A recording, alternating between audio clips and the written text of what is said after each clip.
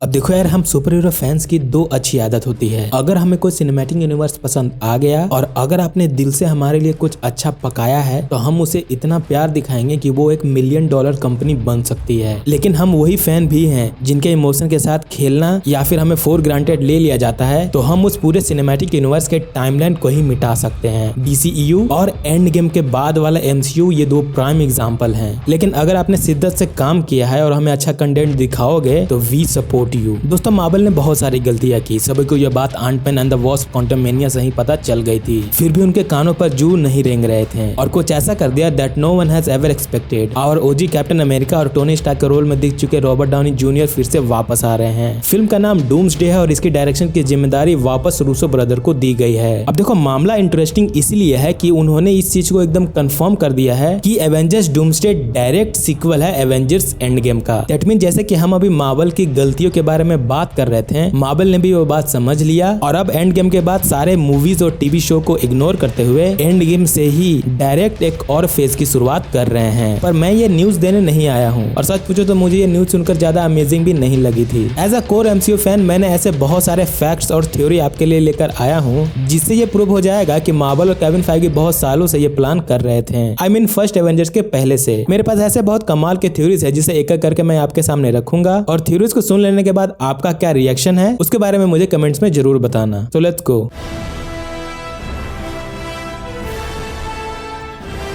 पहला theory end game के climax scene से है, जहां जब टोनी स्टार्क की मौत होती है तब सभी एवेंजर्स रोते हैं, सभी को दुख होता है एक्सेप्ट डॉक्टर स्टीफन स्ट्रेंज। उसने पहले से ये फ्यूचर देख लिया था कि टोनी अभी मरा नहीं है बल्कि उसका मरना एक बहुत बड़े इवेंट को जन्म देना है। ही नोज कि इसके बाद Tony Stark may be dream walking या किसी और फेनोमेनन से डॉक्टर डूम के रूप में वापस आएगा। अगर मेरी बात अभी आपको अजीब लग रही है तो थोड़ा वेट करिए, धीरे धीरे मैं सब कुछ क्लियर कर दूंगा।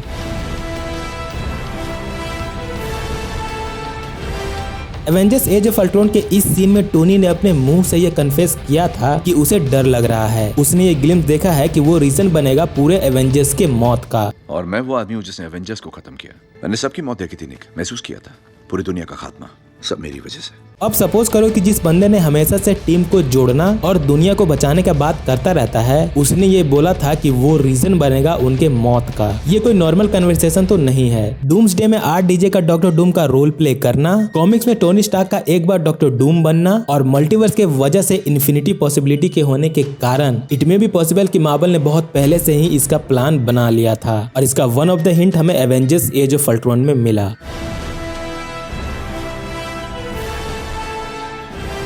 याद है जब इन्फिनिटी वॉर के इस सीन में जब डॉक्टर स्ट्रेंज ने 14,605 पॉसिबिलिटी देखी थी जिसमें से सिर्फ एक में वो लोग जीत पा रहे थे। चलो ठीक है, मान लेते हैं कि वो झूठ नहीं बोल रहा था, सिर्फ एक पॉसिबिलिटी ना, इसका मतलब वो उसकी बात कर रहा है जिसमें आयरन मैन मरता है। फिर जब doctor strange multiverse of madness movie बना जिसमें अकेले बिना किसी एवेंजर्स की हेल्प से प्राइम डॉक्टर स्ट्रेंज ने थैनोस को निपटा दिया, दो पॉसिबिलिटी तो यही हो गए। फिर क्या घंटे का ओनली वन ऑप्शन? यार बात एकदम क्लियर है कि एक्चुअली में थैनोस कभी one of the biggest threat था ही नहीं। वो वन ऑप्शन सिर्फ डॉक्टर डूम के लिए था। ये स्ट्रेंज का प्लान था। किसी तरह से भी वो आयरन मैन को खत्म करना चाहता था क्योंकि मे बी उसने ये पॉसिबिलिटी देख लिया था कि एक ग्रीन कपड़े में और अपने फेस पर मास्क पहना हुआ एक आदमी ने थैनोस जैसे विलेन को एक चुटकी में मौत के घाट उतार दिया। डॉक्टर स्ट्रेंज ने सोचा कि मे बी ये यूनिवर्स का कोई सेवियर होगा जिसने थैनोस को मारा, बट टाइम में और आगे जाने के बाद उसे पता चला कि ये आदमी आगे चलकर पूरे मल्टीवर्स को खत्म करने वाला बीइंग बनेगा। और फाइनली जब ग्रीन कपड़ा पहना हुआ आदमी ने अपना फेस दिखाया तो वो फेस निकला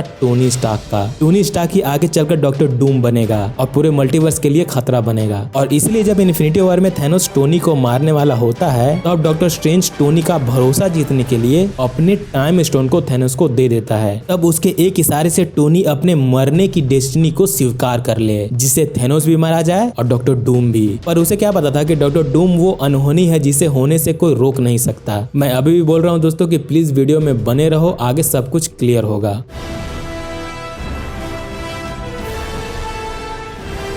जब प्रोफेसर हल्क मैकेनिकल गाउंटलेट से चुटकी बजाने वाला था तब टोनी स्टार्क ने क्लियरली उसे बोल दिया था कि बाकी कुछ चेंज मत करना, बस 5 साल पहले जो लोग गायब हुए हैं उन्हें वापस लाना। जिन लोगों को थैनोस ने 5 साल पहले मिटा दिया था तुम्हें सिर्फ उन्हीं को वापस लाना है। बाकी कुछ बदलने की कोशिश मत करना। टोनी को ये डर था कि मामला अब टाइम का है। अगर हम बिना कुछ जाने अपने स्वार्थ के लिए किसी भी तरह का छेड़छाड़ करते हैं तो उसका नतीजा उन्हें भुगतना पड़ सकता है। ऊपर से वो अब एक क्यूट सी बच्ची का बाप भी था। वो बिल्कुल नहीं चाहता था कि उसे कुछ हो। लेकिन उसके मरने के बाद कैप्टन अमेरिका पास्ट में स्टोन लौटाने गया और अपने पैगी के साथ एक लाइफ जिया, जो कि एक्चुअली में टाइम और डेस्टिनी के खिलाफ जाकर करना हुआ। जिस कैप्टन अमेरिका को सच मानकर पैगी ने अपना लाइफ जिया, एक्चुअली में वो कैप था ही नहीं। उस टाइम का कैप्टन अमेरिका तो बर्फ के अंदर था। दूसरी बात यह कि मनी लौटाने का काम कैप्टन अमेरिका को ही क्यों दिया गया? भाई वो प्यार का मारा हुआ है। उसने एक बार टाइम में वापस जाकर अपने प्यार को देख चुका है। उसने 2 की जगह पर 4 पिंक पार्टिकल चुराया था। उसका डेट और 1 लास्ट डांस अभी पेंडिंग था। अब इतने सारे कांड कर देने वाले आदमी को अगर तुम ये काम दोगे तो बंदा अपनी फीलिंग को कितना कंट्रोल करेगा? भाड़ में जाए मल्टीवर्स। मुझे अपने प्यार के साथ रहना है। ये गलती उसने एंड गेम में की, जिसके चलते एंड गेम एक कंप्लीट मूवी नहीं है। यस, एंड गेम कंप्लीट नहीं है क्योंकि यहीं से डॉक्टर डूम की शुरुआत होने वाली है, जो कि मुझे लगता है कि ये भी एक one of the biggest hint है मार्वल की तरफ से। और यही रीजन है कि एंड गेम का पोस्ट क्रेडिट सीन हमें हैप्पी एंडिंग जैसा नहीं लगता, बल्कि असली में तो ये एक खौफनाक कल की शुरुआत थी।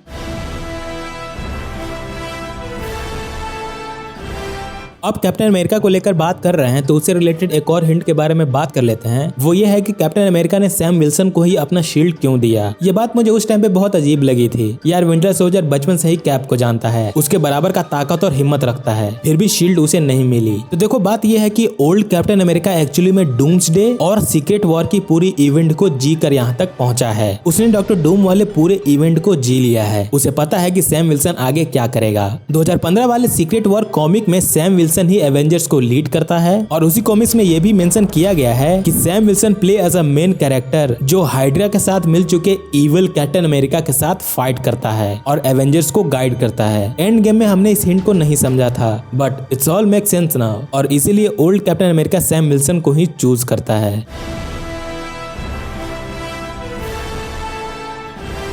थैनोस कभी भी एमसीयू का बिगेस्ट थ्रेट था ही नहीं। इसका हिंट हमें मार्वल कितने बार देते आ रहा है। थैनोस को गॉड ऑफ थंडर, म्योनिर लिफ्टेड और सुपर सोल्जर सीरम वाला कैप्टन अमेरिका और मार्वल का one of the strongest superhero Captain Marvel, इन सबको थैनोस ने हरा दिया था। लेकिन एक टीन के डब्बे में रहने वाला मामूली आदमी उसे पेल देता है। विजन जो पूरे इन्फिनिटी वॉर मूवी में अपने आप को बचाता रहा, उसने एक ही सेकंड में उसे 2 हिस्सों में काट दिया। बिना किसी एवेंजर्स की हेल्प से डॉक्टर स्ट्रेंज ने भी उसे हरा दिया था। ऑल इन्फिनिटी गॉन्टलेट का मालिक अपने आप को ज़ॉम्बी एपोकलिप्स से नहीं बचा पाया। और भी ऐसे बहुत सारे एग्जांपल है जिससे हमें पता चलता है कि थैनोस इज जस्ट अ प्यादा in this biggest chess board. King और क्वीन तो कोई और ही हैं। मार्वल हमें सालों से ये बताता आ रहा है कि पावर से भी ज्यादा डेंजरस होता है माइंड, और थैनोस के पास बस ब्रूट फोर्स था, जबकि असली खतरा वो इंसान है जो टाइम से खेले, यूनिवर्स को समझे और गलती को लॉजिक के नाम पर जस्टिफाई करे। शायद हम विलन्स को गलत जगह पे ढूंढ रहे थे। यह सोचिए ऐसा विलन है जिसने उस विलन को चुटकी में मार दिया जिसको मारने के लिए एमसीयू को 3 फेज लग गए थे।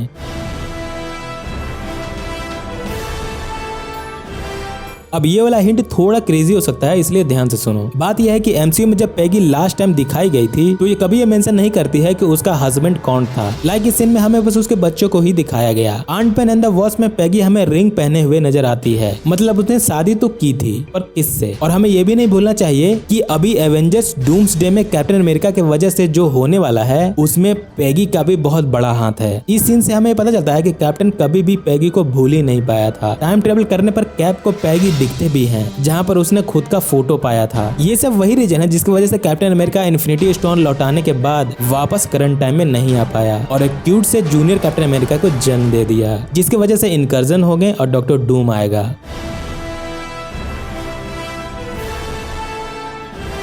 अब ये हो सकता है कि मैं थोड़ा ज्यादा ही सोच रहा हूँ, पर इस सीन में जब वांडा टोनी स्टार्क को देखकर स्माइल करती है, एक्चुअली में ये इसलिए नहीं था कि टोनी लोकी की छड़ी से अल्ट्रॉन को बनाने वाला है, बल्कि यहाँ पर बात ये थी कि ये एक दूर के इवेंट के होने का ग्लिम्स था। कॉमिक्स में हमें पता ही है कि वांडा और डॉक्टर डूम का क्या रिलेशन रहा है, इसीलिए ये स्माइल हमें साफ बताता है कि इसका बॉयफ्रेंड आने वाला है। तो ये हिंट भी मार्वल ने हमें बहुत पहले ही दे दिया था।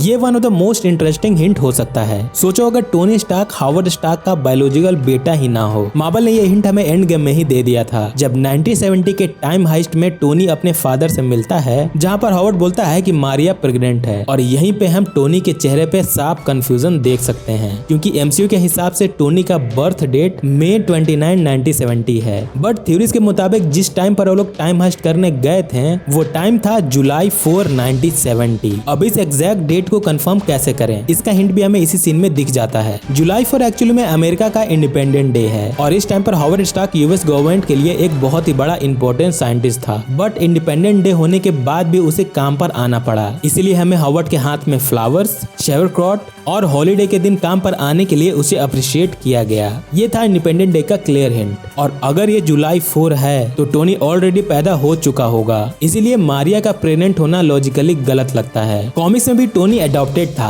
और हावर्ड का रियल बेटा था आर्नो स्टार्क, जो कि पैदा होने के बाद एक स्पेशल चाइल्ड निकला, जिसके कारण उसे छुपा दिया गया। थ्योरीज यहीं से और भी ज्यादा डार्क हो जाती है जब हावर्ड ने लेटवेरिया से एक बच्चे को अडॉप्ट किया, जो असल में विक्टर वॉन डूम था और उसका नाम टोनी स्टार्क रख दिया गया। इसी वजह से लेटवेरिया एमसीयू में कभी एग्जिस्ट करता ही नहीं है और एमसीयू ने बहुत स्मार्टली उसका नाम चेंज करके सिकोविया बना दिया था, जो बाद में अल्ट्रॉन और स्टार्क बॉम्ब की वजह से टोनी के लिए सबसे बड़ा गिल्ट बना। हावर्ड का टोनी का माय ग्रेटेस्ट क्रिएशन कहना सिर्फ इमोशनल नहीं बल्कि लिटरल हो सकता है, क्योंकि कॉमिक्स में हावर्ड जेनेटिक एक्सपेरिमेंट करता था और जब एंड गेम में टोनी स्नैप करता है तो शायद ये वही मोमेंट है जहां से विक्टर वॉन डूम की एक अल्टरनेट टाइमलाइन रियलिटी से मर्ज हो गई। आइडिया ये है कि डॉक्टर डूम अपनी एस्ट्रल फॉर्म से टोनी के एंडगम वाले डेड बॉडी में ड्रीम वॉकिंग के थ्रू आ सकता है और डेड बॉडी है जिसकी वजह से उसका चेहरा और बॉडी खराब हो चुका है, जिसे कवर करने के लिए वो आर्मर पहनेगा और यही वो रीजन होगा जिसके वजह से टोनी स्टार्क और डॉक्टर डूम दोनों के फेसेस मैच करेंगे। ये थ्योरी हमें बताता है कि कैसे हावर्ड स्टार्क ने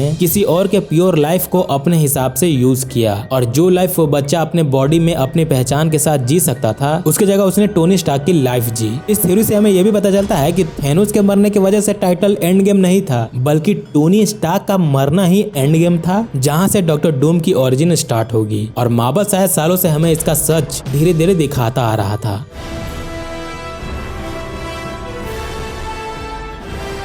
मून नाइट का शो सिर्फ एक साइकोलॉजिकल सुपर हीरो स्टोरी नहीं लगती, बल्कि अगर ध्यान से देखो तो एक बहुत ही बड़े विलन का साइलेंट एंट्री पॉइंट हो सकता है। मून नाइट के season 1 episode 1 the gold fish problem, जहां मार्वल 2 बहुत ही खतरनाक हिंट देता है। पहला हिंट तब आता है जब मून नाइट अचानक से वैन में नींद से उठता है और उसके पीछे एक पैकेज में हमें क्लियरली वो नाम दिखता है। अब ये तो कोई रैंडम ईस्टर एग नहीं लगता, क्योंकि कॉमिक्स में डॉक्टर डूम सिर्फ एक रूलर या विलन नहीं था, बल्कि एक पूरे इंडस्ट्री और बिजनेस एम्पायर चलाता था, जहां से पैकेजेस एक और रिसोर्सेज सर्कुलेट होती रहती थी। मतलब ये पॉसिबल है कि मून नाइट जिस एरिया में एग्जिस्ट करता है वो इनडायरेक्टली डॉक्टर डूम के इंडस्ट्रियल नेटवर्क के अंदर हो। और इसका दूसरा हिंट ये है, उसी एपिसोड में हमें एक बहुत ही बड़ा कैसल दिखाया जाता है जो बिल्कुल डॉक्टर डूम कैसल जैसा दिखता है। अब मार्वल इतना बड़ा पागल तो नहीं है कि इतने बड़े विलेन को कहीं भी रैंडमली शो कर दे, बल्कि इससे एक हिंट देता है कि एमसीयू में डॉक्टर डूम एग्जिस्ट करता है।